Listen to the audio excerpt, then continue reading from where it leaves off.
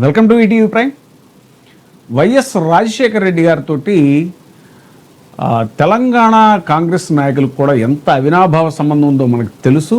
ఇటీవలే ఒక సందర్భంగా తెలంగాణ ఉప ముఖ్యమంత్రి మల్లు భట్టి విక్రమార్క గారు ఆయన చెప్పడం కూడా జరిగింది. ఏంటంటే ఈ మన ఏబిఎన్ ఆంధ్రజ్యోతిలో వచ్చిన ఒక కథనాన్ని ఉద్దేశించి రాధాకృష్ణ గారికి నాకు రాజశేఖర రెడ్డి గారికి ఉన్న అవినాభావ సంబంధం గురించి తెలుసు. సో నేను రాజశేఖర రెడ్డి గారికి దగ్గర వాడిని అని చెప్పేసి నా మీద అలా రాసి ఉండొచ్చు అని చెప్పేసి ఆయన ఒక చాలా ఘాటుగా కూడా వ్యాఖ్యానించడం జరిగింది. ఎందుకనంటే ఏదో ఒక ల్యాండ్ కుంభకోణంలో ఈయన పేరు వచ్చింది, ఒక గన్లకు సంబంధించినటువంటి కోల్ మైన్స్కి సంబంధించినటువంటిది ఏదో నిబంధనలు సడలించారు ఈయన వాళ్ళకి ఇప్పించుకోవడానికి ఇది అని చెప్పేసి అంత రచ్చ మనకు తెలుసు. ఆ సందర్భంగా ఆయన చాలా స్ట్రాంగ్ గానే బదులిచ్చారు. ఎందుకంటే తను రాజశేఖర రెడ్డి గారికి వస్తుందని చెప్పుకోవడానికి చాలా గర్వపడతాను అన్నట్టుగా కూడా ఆయన చాలా స్ట్రాంగ్ గా చెప్పారు. తాజాగా మల్లు భట్టి విక్రమార్క గారికి ఉన్నటువంటి రాజశేఖర రెడ్డి గారితో ఉన్నటువంటి అనుబంధం, అలాగే జగన్మోహన్ రెడ్డి గారితో ఉన్నటువంటి అనుబంధం ఇప్పుడు మరొకసారి తెర మీదకి వచ్చింది.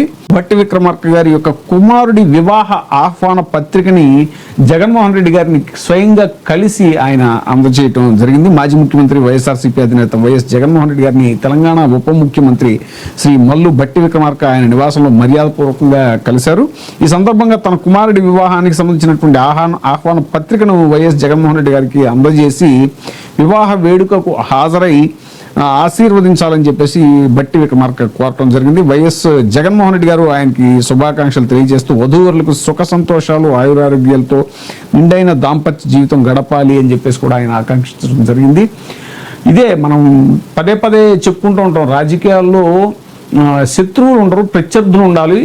అలాంటి రాజకీయాలు, అలాంటి ఆరోగ్యకరమైన రాజకీయాలు ఉండాలి అనేటువంటిది ప్రముఖంగా ప్రస్తావిస్తూ ఉంటాం. కానీ దురదృష్టం ఏంటంటే ఈ మధ్యన రెండు తెలుగు రాష్ట్రాల్లో కూడా మరీ ముఖ్యంగా ఇక్కడ ఈ కూటమి ప్రభుత్వం వచ్చిన తర్వాత, అలాగే ఈ రెండు తెలుగు రాష్ట్రాల్లో కూడా దారుణంగా ఒక పరస్పర శత్రుత్వం ప్రత్యర్థి పార్టీల పట్ల ఒక రకమైనటువంటి కుట్ర, కక్ష ఇవన్నీ కూడా పెరిగిపోవడం జరిగింది.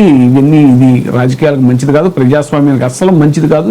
ఎప్పుడు కూడా అదే మనం దత్తాత్రేయ గారి విషయంలో కూడా చెప్పుకునేది, అలై బలై కార్యక్రమం నిర్వహిస్తారు ఆయన. ఎంత అద్భుతంగా అసలు రాజకీయాలకు అతీతంగా అప్పటికి ఎలాంటి వేడి పరిస్థితులు ఉన్నా కూడా ప్రత్యర్థుల మధ్యలో వాళ్ళంతా కూడా ఆయన పిలిచిన కాసేపు ఆ వేదిక మీద అన్నీ మర్చిపోయి చాలా ఫ్రెండ్లీగా ఉంటారు, స్నేహపూర్వకంగా ఉంటారు. అలాంటి ఒక ఆరోగ్యకరమైనటువంటి వాతావరణం రాజకీయాల్లో ఉండాలి, అప్పుడే ప్రజాస్వామ్యం పరిఢవిల్లుతుంది అని చెప్పేసి కూడా రాజకీయ నిపుణులు చెప్తూ ఉంటారు. సో ఇలాంటి ఉదాహరణలు ఇప్పుడు విక్రమార్క గారు జగన్మోహన్ రెడ్డి గారిని కలవటం, ఇలాంటి సందర్భాలు ఇవేవైతే ఉంటాయో ఇవన్నీ కూడా చాలా హెల్దీ అట్మాస్ఫియర్ని క్రియేట్ చేస్తాయి.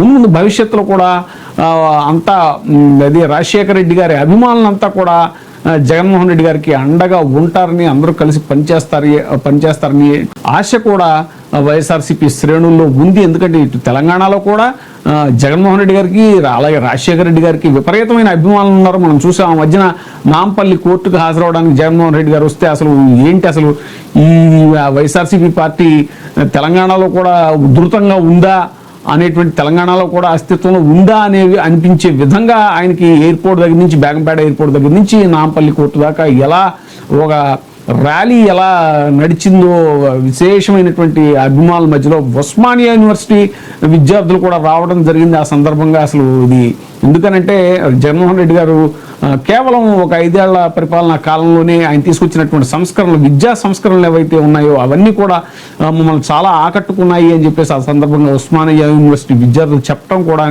కూడా మనం గమనించదగ్గ విషయం. ఏదేమైనా సరే మల్లు భట్టి విక్రమార్క గారు జగన్మోహన్ రెడ్డి గారిని కలిసి ఆయన కుమారుడి వివాహానికి ఆహ్వానించడం అనేటువంటిది చాలా సంతోషించదగ్గ పరిణామం అనేటువంటిది వైఎస్ఆర్సీపీ శ్రేణులు చాలా హ్యాపీ ఫీల్ అవుతున్నటువంటి మూమెంట్.